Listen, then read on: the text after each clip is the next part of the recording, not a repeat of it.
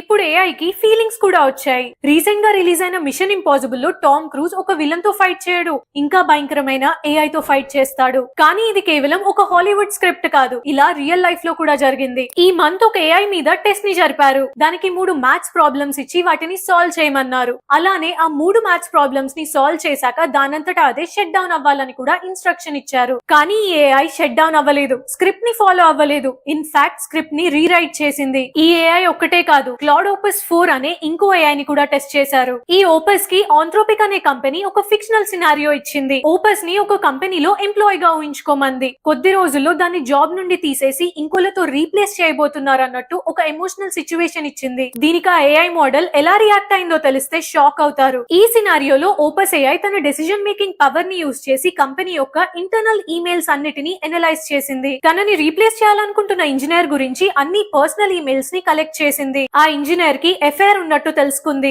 తనని రీప్లేస్ చేస్తే ఈ ఎఫైర్ ని బయట పెడతా అని బ్లాక్ మెయిల్ చేసింది. ఏఐ మనకు ఒక పెద్ద ముప్పుగా మారబోతుందా? మీరేమనుకుంటున్నారో కామెంట్స్ లో తెలపండి. Follow for more.